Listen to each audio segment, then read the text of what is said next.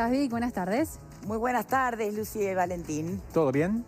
Todo muy bien. ¿Diluvia? Dispuestos ya a comenzar con un nuevo programa de Esta Boca en esta tarde en vivo. Bueno, muy bien. Buen Hasta programa. mañana. Chau, chau. Gracias, gracias.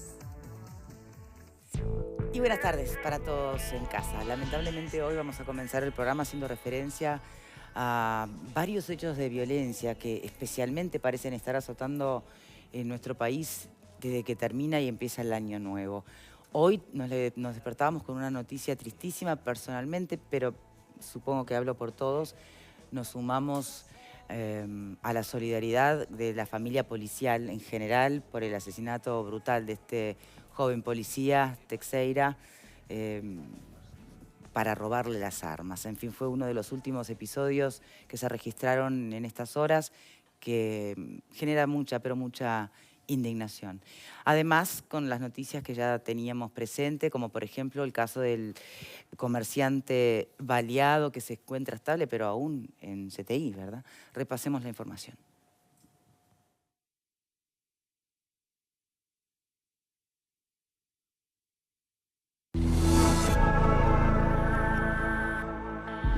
La policía busca a los 3 delincuentes que este martes intentaron rapiñar una distribuidora ubicada en las inmediaciones de Carlo Pérez Montero y Horacio Arredondo.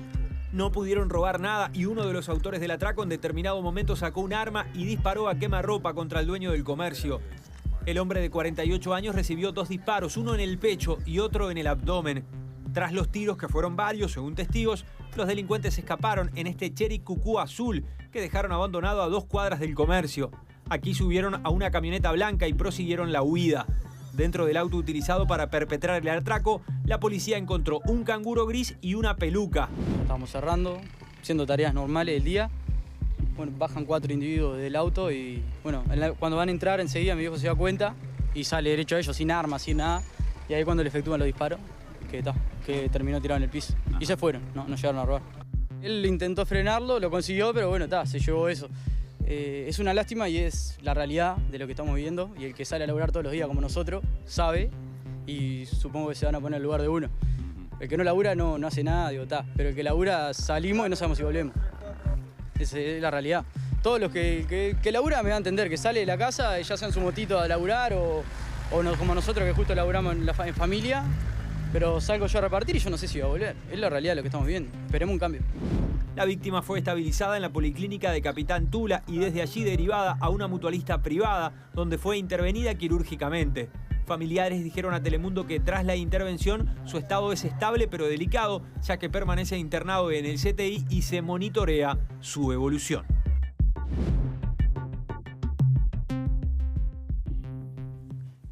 Tenemos una delincuencia que ya no solo va por dinero, que ya va por armas. En estos 2 casos, el del comerciante y el del policía asesinado hoy, queda clarísimo, ¿no? Y de verdad que uno se hace las mismas preguntas de siempre. Ahora lo que hay es un nuevo gobierno electo, en donde están depositadas muchísimas esperanzas. Nos está acompañando hoy Sandra González, ex compañera de aquí de este programa, actualmente presidenta de la Asociación de Seguridad y Justicia, concejal municipal del municipio F y diputada suplente electa por el Partido Nacional. Bienvenida. Gracias, Victoria. Buenas tardes para todos y gracias por la invitación. Bien, a partir de estos hechos que simplemente suman a esta escalada de violencia de la que venimos siendo testigos en los últimos años, en nuestro país, en el mundo, pero puntualmente nos concentramos en analizar nuestro propio país, ¿verdad? Más allá de lo que puede figurar en el programa del gobierno electo, ¿qué esperanzas concretas hay y en términos de tiempo de que esta situación pueda revertirse?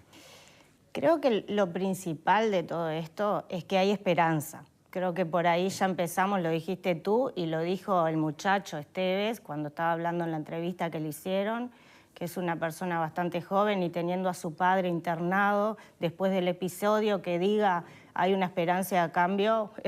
Creo que eso es ponerle un tic a todo lo que los uruguayos día a día comentan en las redes sociales, que a veces te da hasta miedo, ¿no? Sí, claro, pero puede ser un arma de doble filo. Por eso te digo, puede generar tanta expectativa que en vez de Y yo creo jugar que a favor termines jugando en contra. Pero primero tenemos que empezar por algo positivo, que es la necesidad que tenemos de un cambio de lo que es el cambio, o sea, a ver, general de lo que es la sociedad, de lo que está viviendo. Creo que hay mucho trabajo por hacer, muchísimo trabajo. La coalición lo que va a agarrar es un fierro caliente y bueno, no hay otra, alguien lo tenía que hacer. Y bueno, y hay que trabajar. Esperemos al 1 de marzo a que todo se ponga en su lugar, ver cuáles son las personas que van a estar a cargo de los diferentes entes, de los diferentes lugares del gobierno. Y bueno, y de ahí empezar a trabajar, que es lo que necesita el país, ¿no? Bien, quiero contarles que además nuestra invitada también integra una de las tantas familias uruguayas que ha sido víctima de la delincuencia. Asesinaron a tu padre, ¿verdad? En el 2009. En el 2009.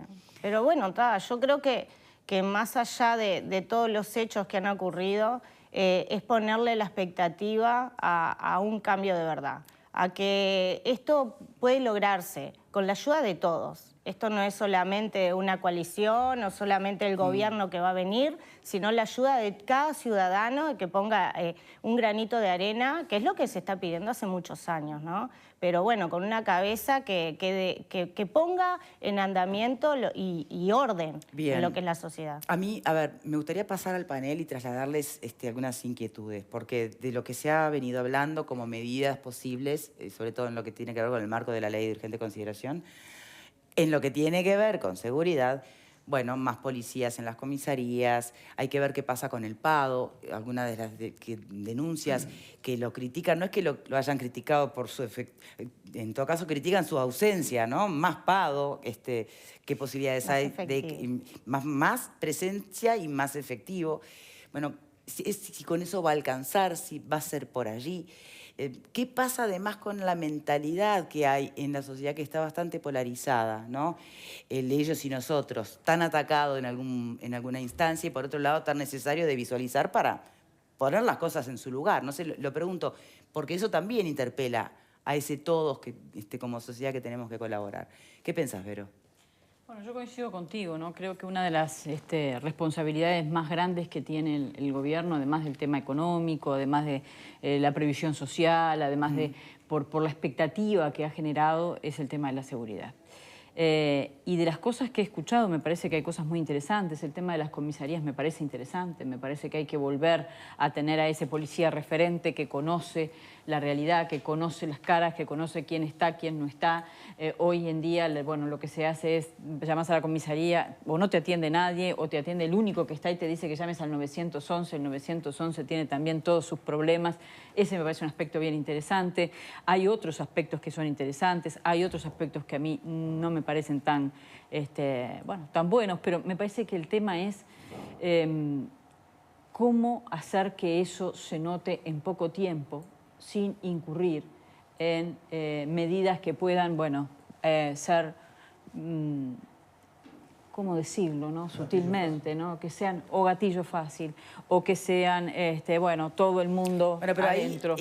¿Cómo hacerlo, no? Me parece que hasta ahora no he escuchado la receta que creo que nadie la tiene, porque si todo el mundo, todos podemos analizar la situación, ¿no? Pero si todos supiéramos cómo se resuelve, no estaríamos acá, estaríamos en otro lado. Pero cuando hablamos de la sociedad en su conjunto, y supongo que la interpelación que plantea nuestra invitada tiene que ver con un apoyo más que de comportamiento y conducta, porque no somos operadores de seguridad, pero tal vez, ¿cómo nos vamos a posicionar ante la actuación, tanto de la policía como de la justicia? Fíjense nada más cómo ha generado polarización lo que pasó con el delincuente en Paysandú. Claro.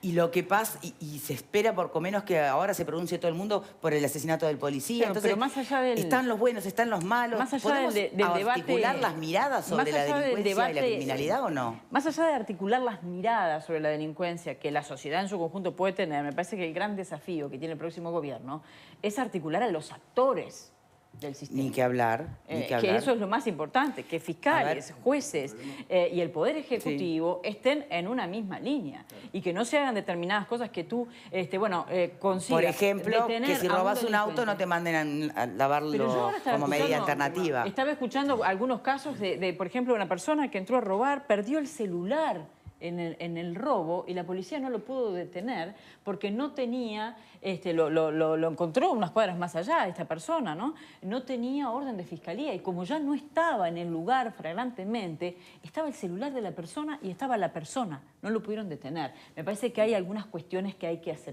aceitar que no están funcionando. Pablo.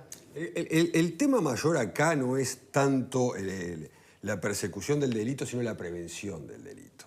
Es una realidad. Indudablemente el Ministerio del Interior ha tenido muchas falencias y errores en cuanto dividió las zonas policiales, sacó policías de las comisarías, determinados patrullajes los Pero a ver, erradicó. ¿no hay zonas más complejas Hay que zonas otras? más complejas y zonas menos complejas, y hay zonas más complejas que algún funcionario policial más se ha agregado. ¿Qué es lo que sucede?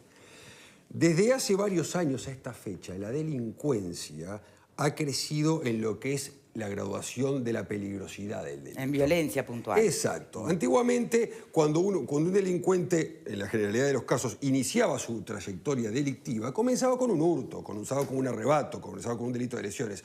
Hoy directamente se comienza con una rapiña especialmente agravada y a veces hasta tiene alguna connotación de homicidio. Ese es el gran problema que tenemos nosotros. Si nosotros no tenemos una prevención efectiva y un cambio de mentalidad hacia la población en riesgo que puede llegar a delinquir, para evitar que estos delitos violentos sean los primeros que se cometen, difícilmente podamos encontrar una solución. Porque el que delinque, no delinque pensando en que lo van a atrapar. El que delinque, delinque pensando en que va a salir con el botín. Entonces, ¿cómo o con que lo no es tan sea. importante la persecución del delito? La persecución del delito es importante, pero lo que hay que hacer es tratar de evitar que eso suceda. Porque una vez que el delito se comete o una vez que sucede un homicidio, ¿qué importa si le doy 15 o 20 años? ¿O lo atrapo? Por supuesto que importa, pero el daño ya lo causé. No importa cómo intentamos rehabilitar a esa persona para no cuando lo vuelva a la atrapo, sociedad. vas a ser permisivo. La rehabilitación. El problema acá es que somos permisivos. Cometen un homicidio y van 4 o 5 años presos. No, si la pena máxima es 30 años y vos cometiste doble homicidio especialmente agravado, tenés que estar los 30 años. En la historia del Uruguay no hay una persona que haya cumplido los 30 años. ¿Sabés lo que pasa? Que el aumento de las penas no disminuye el delito y eso ya está probado. No, pero es parte. No es parte, ya está probado que no es parte. Vos le das 30 años, 25 años o 5 años, el que delinque no piensa que va a perder. ¿Y cómo se combate el mensaje o la sensación de impunidad, que muchos están de acuerdo, es lo que campea y por eso la delincuencia ha crecido? Está en el sistema, la sensación de impunidad está en el sistema, que a la hora de dar respuesta y a la hora de que los actores públicos que tienen que ejecutar y aplicar el sistema no lo aplican, o lo aplican con mensajes que la ciudadanía mira y dice, ¿qué respuesta se dio?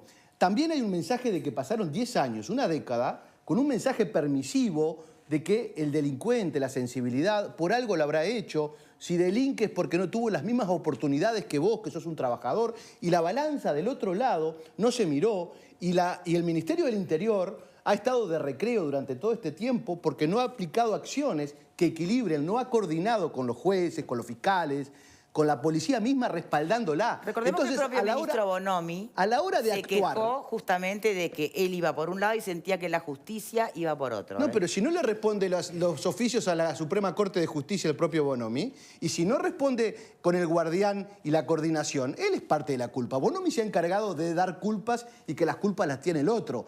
Ahora, a la hora de respaldar a un policía, a la hora de ir a un velatorio a un policía, no ha ido. Hay un tema de acción. Primero hay un tema cultural, porque la cultura de la violencia se ha instaurado de tal manera que eso no se va a solucionar con el cambio de gobierno. El cambio de gobierno va a tener que ordenar la casa, va a tener que coordinar mecanismos de acción judicial y que la justicia tiene que dar un mensaje y no mandarte a pasar cera y lavar el auto. No puede ser. La justicia tiene que dar un mensaje y esto no es contradictorio, lo hablábamos. Ojeda decía, no, porque la víctima sí, pero también la sociedad, cuando hay un mensaje preventivo, disuasorio, que es la prevención general positiva que tiene la pena, ese es el mensaje que toda la sociedad recoge de que no está bueno delinquir. Y hoy parece que nada pasa. Ale, ¿dónde te ubicas? Sí, yo me acuerdo cuando estuvo hace bien poquito el futuro ministro de Desarrollo Social, Bartol, que, bueno, obviamente, a pesar de que su cartera no es la naturalmente vinculada a estos temas, sí está implícita y explícitamente vinculada, y él insistía sobre algo que yo lo admito, acompaño y comparto, que tiene que ver con que me parece que podemos correr el error de errarle bizcochazo si creemos que este asunto, el de la inseguridad, la seguridad, en definitiva, la violencia en general y la convivencia entre los ciudadanos de una nación, solo se resuelve desde la perspectiva, llamémosla así para groseriarlo, estrictamente policial, ¿verdad? Él insistía en que el Estado, pero también insistía en el rol de los ciudadanos, todos en su conjunto, estamos llamados a de alguna manera dialogar, compartir esfuerzos, hasta te diría en muchos casos compartir presupuestos para que de pronto no se pierda en un sentido o en otro y se pierda además ineficiencia. Yo creo que esa es una salida. También anticipo que me parece que una de las cosas sobre las cuales me parece que los ciudadanos todos vamos a tener que tener sobre estos temas, lo digo desde el más absoluto apego republicano, tiene que ver con cierta dosis de paciencia, ¿no? No creer que estos asuntos de notorio y explícito desencuentro entre ciudadanos se va a arreglar el 2 de marzo. Bien, Rodríguez Pupo. Multidisciplinario tiene que ser el enfoque. Es un tema de valores, es un tema cultural. Nos ganaron la cuereada los cánticos sobre la legitimidad de la violencia y la legitimidad del delito. Cantamos músicas por ahí que legitiman el delito, las repetimos, vemos películas y series sobre el delito y se las transmitimos a nuestros hijos. El delito se ha vuelto un fenómeno transversal y no se arregla solo con lo que pueda hacer el Ministerio del Interior o la policía. Hay un enfoque que tiene que ser multidisciplinario, como decía, tiene que ayudar la justicia, tiene que ayudar los fiscales, tiene que ayudar el Poder Legislativo con sus leyes. El Uruguay va a estar acechado por este fenómeno a pesar del cambio de gobierno y va a ser una enorme responsabilidad en la cabeza del ministro Larrañaga, sin duda, pero también en la cabeza del gobierno todo, porque todo el mundo va a estar mirando los primeros 6 meses, un año de gobierno, de cómo tratan este tema, porque además ha sido el tema que más se le cuestionó al Frente Amplio y ha sido el verdadero fracaso del Frente Amplio, la principal razón tal vez por la cual hay un cambio de gobierno. Bien, Pepe, ¿cuál es tu mirada? Unos días antes de fin de año señalé que el gobierno entrante tenía una gran oportunidad y una enorme responsabilidad. Me mantengo en eso y tratando de ser optimista me cuesta mucho ponerme obviamente como cualquier ciudadano en la piel de un delincuente, y mucho menos de un delincuente que va directo a agredir y a matar, en este caso, a un servidor público que tiene un chaleco antibalas, que tiene un arma y cuya profesión es combatir la delincuencia. Por lo tanto, me parece que allí, francamente, ponemos expectativas desmedidas y pensamos que en pocos días o en cuestión del 1 de marzo o del 1 de abril o el 1 de mayo, este tema se va a solucionar por ese lado. Pero no somos nosotros los que ponemos expectativas desmedidas en la medida que la campaña electoral también giró en torno a esto, ¿no? Claro, digo, fue el gran caballo de batalla. Entonces, a eso nos referíamos más temprano cuando decíamos, bueno, a ver, muchas veces lo que se dijo es, se termina el recreo, se termina esto, empieza una nueva etapa. Ojo, a esto me refería yo cuando decía, ¿cómo esa etapa, esos primeros 100 días, yo no sería tan largoplacista, para mí 6 meses ya es mucho, creo que un poquito menos todavía. Pero alguien lo tiene que la ley de empezar. urgente consideración, por ejemplo. Esa ley de urgente consideración ya el 1 de marzo va a estar siendo mirada con ojos de qué contiene para atacar el tema de la inseguridad. Y allí ya van a estar puestas y luego el las análisis expectativas. de los resultados que eventualmente puedan tener esas nuevas disposiciones. Claro, la gente, les cuento que por los mensajes que van llegando al programa, se insiste muchísimo y contraviniendo algunas de esas máximas que se han instalado como verdad absoluta, que tampoco uno tiene herramientas como para poder cuestionar, pero siempre se insiste en que las penas más largas no detienen el delito, a veces incluso hasta lo aumentan. Bueno, la mayoría de la gente lo que está planteando es penas más duras y hacen referencia a los 30 años que planteaba nuestra invitada y le dicen a Pablo Casas, digo porque todo esto lo leí recién, pero Casas, 30 años por lo menos, esta persona estaría fuera de circulación.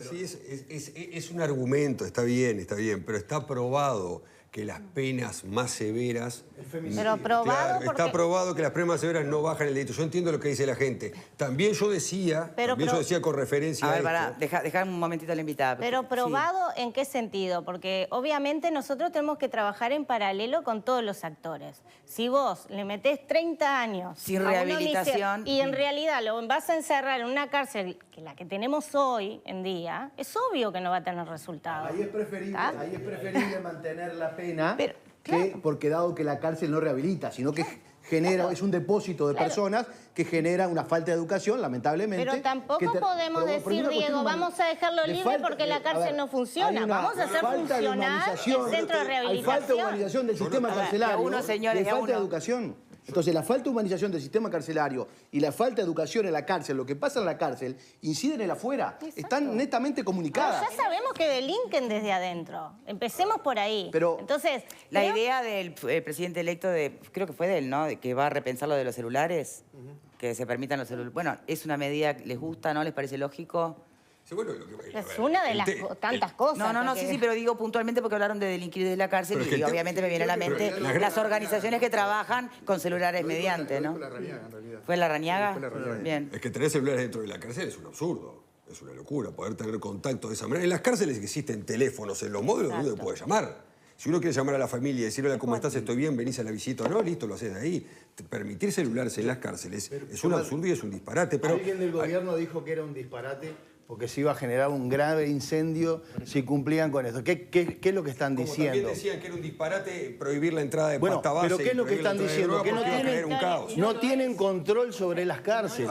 Bueno, para eso vamos, no tenés control sobre las cárceles. Pero creo que focalizamos. Y algunos señores, por favor, Sandra. Creo que estamos focalizando en un lugar solo, que creo que es el final. Yo estoy de acuerdo con el tema de preventivo, porque es lo primero que tenemos que hacer. A ver, hacer las cosas, pero nosotros no podemos prevenir nada con el tipo de pago que tenemos. Tendrá mucha voluntad el policía, pero no cuando está podemos prevenir nada cuando Sandra. Nosotros tenemos un alto índice de adictos a las drogas y tenemos un portal amarillo que tienen 20 camas de internación en Montevideo, 20 camas. Entonces me estás dando la razón en lo que yo te estaba diciendo. Pero va en conjunto, pero tampoco podés decirle a una persona o a un delincuente que cometió un homicidio, 2 homicidios, que va a estar en la calle. Entonces creo que es un mensaje de todos lados, de ir en que sean medidas complementarias bloque. Y no excluyentes, como a veces parecen plantearse. Yo cuando decía que algunas cosas me parece que son interesantes, como esto de las comisarías, y otras no las veo tan fuerte, creo que no, al sistema carcelario, los anuncios que hemos tenido hasta el momento no son anuncios fuertes, ¿no? Porque estamos hablando de personas que ya estuvieron en el INR, cuando se habla de la posibilidad de Mayón Mendoza, que podría estar al frente, bueno, ya estuvo. Y no cambió el modelo. Y sin embargo tenemos...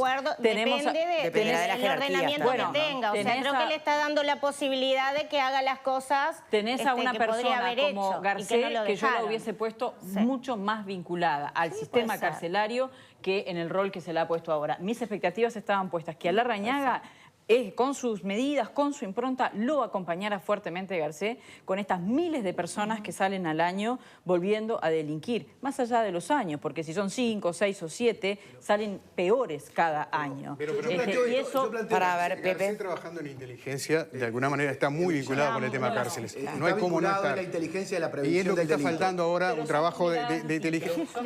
Pero la inteligencia dentro de las cárceles, es lo que donde se maneja el narcotráfico. Una cosa es la inteligencia y otra cosa es la humanización, la educación, el shock estatal que necesitan las cárceles, el MIDES dentro de las cárceles, la atención a los niños de los hijos de quienes están presos, a la familia de quienes están presos. Me permiten, tenemos que hacer una pausa y dejo una pregunta planteada para el regreso. El caso del policía asesinado hoy en la madrugada, hoy bien temprano. Pregunto, ¿era para robarle el arma o era para dar un mensaje? Porque es asesinar a un policía. Pausa y ya venimos, lo analizamos a la